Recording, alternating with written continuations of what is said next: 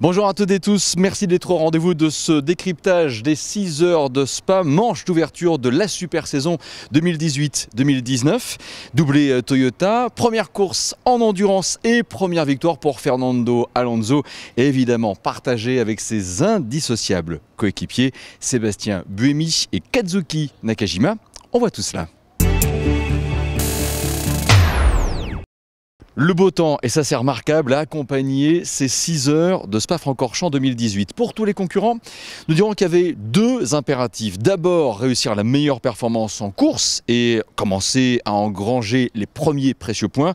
Et puis le deuxième, c'était d'exploiter aussi au mieux le profil de ce circuit de Spa-Francorchamps pour justement préparer les 24 heures du Mans. Écoutons l'avis de quelques-uns des acteurs majeurs de l'endurance à ce propos.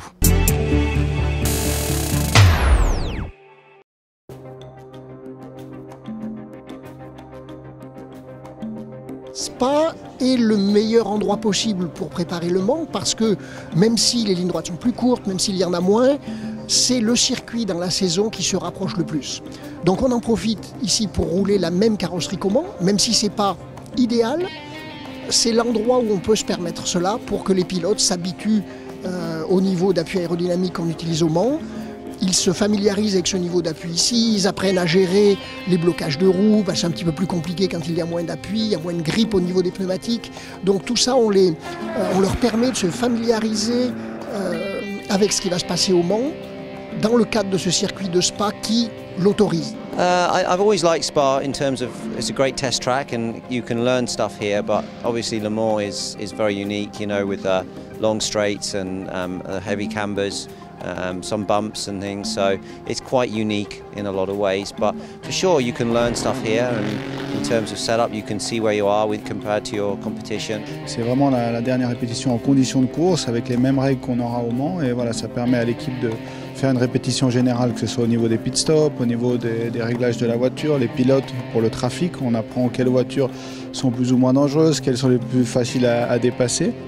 That is the first and the biggest step towards Le Mans preparation, and we'll put everything in from obviously BMW side, the team, the drivers, everybody, and hopefully have a good weekend here. The aero package is slightly different, but obviously you learn with every kilometer you do with the car, and for us being a new car, obviously every session, every run is important, and at the end of the day, even if it's a slightly different aero package, we still learn a lot with every kilometer we do here in Spa.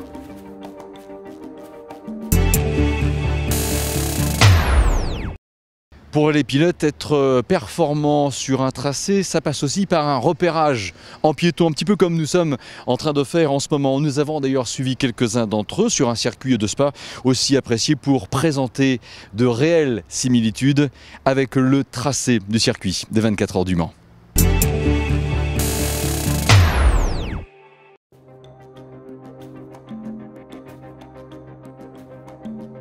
C'est vraiment un moment super important pour bien aborder un week-end de course. En fait, ça permet d'échanger entre les pilotes et puis les ingénieurs sur les différents points particuliers comme le freinage, des portions très rapides qui sont super intéressantes pour travailler aussi le circuit des 24 heures du Mans, parce qu'on retrouve aussi des portions très rapides comme les virages Porsche par exemple. It's very similar in the way there's a lot of high-speed corners. So when it comes to high-speed corners, there's a lot of risk as well. And when there's a lot of risk, the guys need to know what they're doing. So, you know, it's always good to have a sight, to get to know everything, to look at where there's maybe little curbs and maybe little bumps in the road. Well, of course, it's always different walking the track and seeing it in person rather than driving, because at 200-300 kilometers per hour you really can't tell the fine little details of where the bumps are, where everything is and what's actually happening. So when you take a walk around, you get to know the place a lot better. Je l'ai jamais vraiment fait en GTO pour l'instant, donc il va y avoir beaucoup de choses qui vont changer, que ce soit des points de freinage, des points de braquage ou réaccélérer et tout ça. C'est pour ça que je l'ai fait avec mes coéquipiers qui connaissent déjà beaucoup mieux la voiture que moi. Donc voilà, ça me permet déjà de prendre quelques points de repère pour le début du meeting.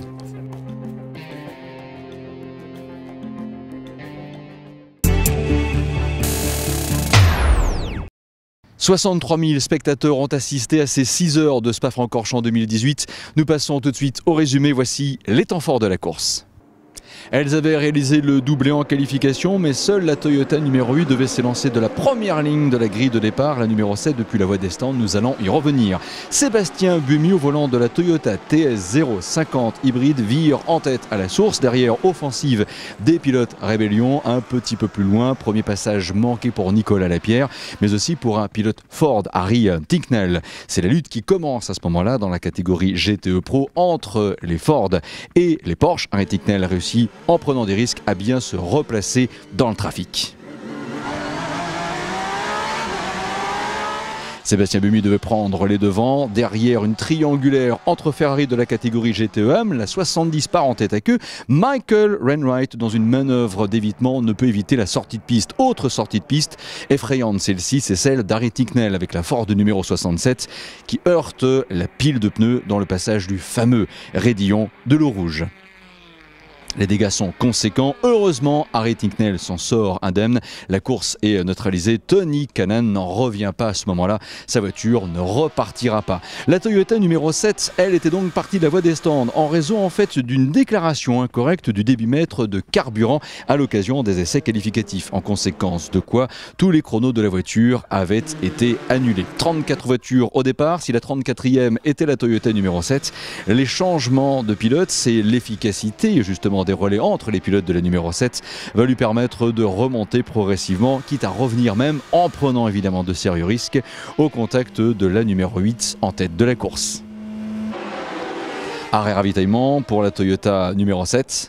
On se gratte justement la tête chez Toyota. On fonce vers la victoire, tout comme pour Aston Martin Racing dans la catégorie GTEM. Avec l'équipage numéro 98, les tenants du titre Paul Dalla, Pedro Lamy, Mathias Lauda. Dans la catégorie LMP2, coup d'essai, coup de maître pour le G-Drive Racing avec le Raikkonen numéro 26 de Roman Rusinov, de Jean-Éric Vergne et de Andrea Pizzitola. La bataille dans la catégorie GTE Pro, très serrée jusqu'à l'arrivée. Finalement, la Ferrari numéro 71 arrive à décrocher la 3e position au détriment de la Porsche numéro 91. 2e place pour la numéro 92, la 911 RSR pilotée par Michael Christensen et Kevin Estre. Cette manche d'ouverture de la super saison voit ainsi une victoire de Ford avec la numéro 66. Ford récupère ainsi le sourire après le crash de la numéro 67. Victoire pour le trio Stéphane Muqueux, Olivier Plat et Billy Johnson. Dans la catégorie LMP1, le public voit passer en 3e position la Rébellion R13 moteur Gibson numéro 1 de Neil Jani, d'André Lotterer et de Bruno Senna. 2e position pour la Toyota numéro 7, bien revenu Mike Conway, Kamui Kobayashi et José Maria Lopez. Enfin, pour sa première apparition sur les circuits, du moins en endurance, ça s'est évidemment forcément bien passé pour Fernando Alonso. Victoire de l'équipage de la numéro 8, la TS050 hybride. Sébastien Buemi, Kazuki Nakajima et Fernando Alonso remportent cette manche d'ouverture de la super saison 2018-2019, les 6 heures de Spa-Francorchamps. Satisfaction évidemment au rendez-vous, c'est une super saison qui commence bien et des sourires qui en disent long.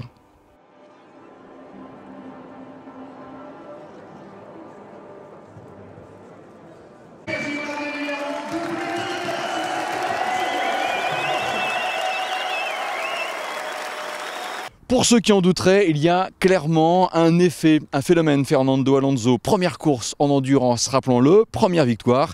Voici les impressions du double champion du monde de Formule 1. Well, I think definitely this is a warm-up for Le Mans, you know. This is a preparation, this is like a test, but with points at the end of the checkered flag. But definitely we wanted to test ourselves in a proper race conditions with other teams, with the drivers into stress, the mechanics into stress, everyone, you know, in racing conditions, and we delivered 1-2. So I think we are ready for Le Mans, definitely. The race is a lot tougher, 24 hours. A lot of issues may appear in the 24-hour, but we are as prepared as possible. So I think we will go with confidence into the race. It's challenging for the preparation, for the focus, for the concentration, all the race long. You need to stay always, at the top of your game, and definitely I think the traffic management and the race itself, how it develops and how quickly it changes with the safety cars and things like that. You need to be ready for anything. So it's a good test and ready for Le Mans. Doublé Toyota donc à l'arrivée de ces 6 heures de Spa-Francorchamps, manche d'ouverture de la super saison. Derrière les deux Toyota, les deux rébellions, enfin du moins nous le pensions puisque la numéro 1 avec André Lotterer, Nils Jani et Bruno Senna ensuite été disqualifiés pour non-conformité de la hauteur du patin. Nous dirons que quelque part la voiture était à ce niveau victime d'un phénomène d'usure prématurée. Du coup, c'est l'équipage de la numéro 3 qui récupère la 3e place avec Mathias Bech, avec Gustavo Menezes et avec Thomas Laurent que nous avons rencontré. Il revient sur sa course en précisant qu'au moment où nous avons justement retrouvé Thomas Laurent, il ne savait pas encore qu'il allait récupérer la 3e place. Thomas Laurent.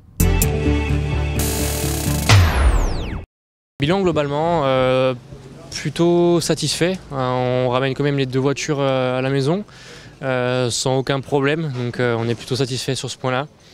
Voilà. Après on finit 4e, mais je pense que les autres pilotes le mérite puisqu'ils ont eu un problème avec l'antenne pendant un pit stop. Après nous on a eu une mauvaise stratégie dans le safety car dans le dernier, donc voilà, ça a récompensé et je pense que voilà, ils méritent la 3e place. Après voilà, on sait dans quelle direction aller pour Le Mans, travailler un peu sur les setups et voilà. La catégorie LMP2 maintenant, victoire d'un châssis Oreca, celui de l'écurie G-Drive numéro 26, venu d'ailleurs à Spa pour se préparer en prévision des 24 heures du Mans puisque son programme numéro 1 reste l'European Le Mans Series. Équipage, Roman Rusinov, Andrea Pizzitola et Jean-Éric Vergne qui justement analyse pour nous sa course. Jean-Éric Vergne. C'était une bonne préparation pour nous, mais après il faut arriver humblement. C'est pas parce qu'on a gagné ici qu'on arrive en favori.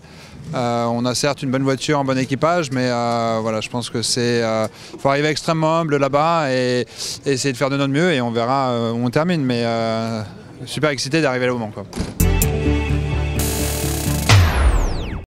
Passons à la catégorie GT maintenant. C'est vrai que Spa coïncide avec la première apparition en compétition de la toute nouvelle Aston Martin Vantage et de la première apparition tout court de la BMW M8. La course nous a offert franchement un duel passionnant entre Porsche et Ford, mais au bout de la 6e heure, l'avantage a été dans le clan américain avec la victoire de la Ford GT de Stéphane Mucke, de Billy Johnson et d'Olivier Pla. C'est aussi d'ailleurs pour Olivier sa première victoire en GTE Pro et ça le rend heureux. Olivier Pla. Une première victoire en GTE Pro, après une saison l'année dernière difficile. On a toujours été très compétitif, mais on a eu beaucoup de petits problèmes qui nous ont coûté à chaque fois des podiums ou des victoires. Et aujourd'hui, on a eu juste, que ce soit hier en qualif ou aujourd'hui en course, une voiture parfaite. Hier, on fait le meilleur tour au général en GTE, donc la voiture était très bonne. Mes 2 coéquipiers ont fait un super boulot en début et voilà, ils m'ont passé la voiture en position de faire quelque chose. Le safety car à la fin a réduit les écarts et bon voilà, je savais que j'avais 2 pneus neufs, la 91 n'en avait pas, la 92 en avait. Je voulais le passer justement plus vite pour essayer de mettre un gap au cas où son rythme soit mieux, mais au final la voiture était très bien et voilà, c'est une belle victoire et je suis super content pour toute l'équipe parce qu'ils bossent tous très dur. Après une saison difficile l'année dernière, ils n'ont jamais baissé les bras et voilà, c'est super de pouvoir commencer la saison comme ça, une victoire en ELMS, une victoire en WEC, c'est très bien. Victoire Ford en GTE Pro et 2e place pour Porsche avec la 911 RSR de Michael Christensen et de Kevin Estre. Nous avons d'ailleurs demandé à Kevin Estre si cette 2e place est, quoi qu'il en soit, de bon augure, bien sûr pour les prochaines 24 heures du Mans. Sa réponse, Kevin Estre. Oui, ça l'est. L'année dernière, on a commencé ici avec, je crois, 6 et 7 en qualif et 5 et 6 en course, donc c'était pas terrible. Ici, on a fait un gros step. Pendant l'hiver, on a vraiment beaucoup travaillé sur les pneus, etc. Et je pense que ça a payé.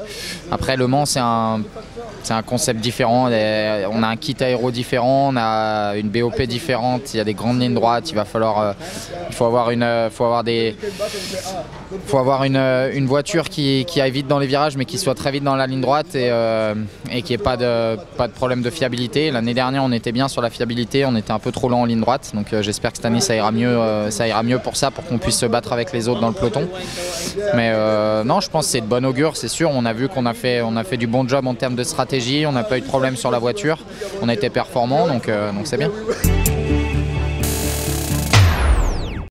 Synthèse pour les GT, en GTE Pro, victoire de Ford devant Porsche et 3e place pour Ferrari, F Corse avec la voiture de David Erigon et de Sam Bird. En GTE-AM, une course qui a été splendide, doublé Aston Martin à l'arrivée. Pedro Lamy pour Aston Martin Racing a battu Johan Allers-Hankey de 221 millièmes seulement. Ça a été super serré, super disputé. Toyota, J-Drive, Ford, Aston Martin, à ces équipes qui ont connu la saveur de la victoire à Spa. On a envie quelque part d'ajouter un 5e gagnant, c'est le public, grâce à une course qui a été vraiment passionnante de bout en bout. Nous avons d'ailleurs voulu peaufiner ce décryptage en demandant au président de la CO de nous faire part de son bilan global de ce week-end. L'analyse du président de la CO, Pierre Fillon. Un bilan très positif, un beau départ pour cette super saison, une préparation pour Le Mans, un temps magnifique, la foule était là, tous les fans belges et même allemands ou hollandais étaient présents aujourd'hui. Alonso qui a fait fureur, qui gagne en plus la course, une bagarre en P2 formidable avec la victoire de J-Drive. En GTE Pro, une très belle bagarre avec 3 marques dans les 3 premiers, puisqu'on a Ford, Porsche et Ferrari. Et puis en GTE-AM, notre ami Paul Dalla avec Pedro Lamy qui gagne. Une course animée, quelques frayeurs, mais ça c'est la course automobile. Et puis une très belle préparation pour Le Mans. Donc je crois que on va dire qu'on a vu des gens dans le paddock très heureux de redémarrer une saison, et c'est vrai que cette super saison avec 2 fois Le Mans et 2 fois Spa est très excitante pour tout le monde. Une pensée pour la catégorie LMP1. Les P1 non hybrides ont fait bonne figure aussi au regard de la performance des Toyota. Je crois qu'il faut regarder un petit peu les choses en face. Ces voitures, il y a 6 mois, elles n'existaient pas. Donc je pense que toutes les équipes non hybrides ont fait un travail absolument fabuleux pour être présents à la première course de Spa. Donc ce sont des voitures neuves, ce sont des voitures qui ont besoin de rouler, qui ont besoin de se développer, qui ont un potentiel devant elles. Donc c'est peut-être pour ça qu'on a vu aujourd'hui des écarts qui est de l'ordre de 2 secondes avec la Toyota. Mais voilà, ils vont progresser et on verra déjà au Mans que l'écart sera déjà beaucoup moins important. Donc des courses pour le scratch qui seront très disputées. Voilà, c'est la fin de ce décryptage spécial 6 heures de Spa, manche d'ouverture du FIA WEC de la super saison 2018-2019. Nous voudrions aussi souhaiter un prompt rétablissement à Pietro Fittipaldi, accidenté lors des essais alors qu'il pilotait la BR Engineering du team Dragon Speed. Drapeau à damier, prochain rendez-vous, ce sera ici bien sûr les 16-17 juin pour les 24 heures du Mans. Avant cela, la journée test le dimanche 3 juin. Vous avez vu, on a la piste pour nous tout seuls. C'est chouette, mais on se retrouve bientôt ici même, et tant mieux. Continuez bien sûr de suivre nos news sur lemans.org et sur les réseaux sociaux. Merci de nous rester fidèles et à très bientôt, toujours avec plaisir.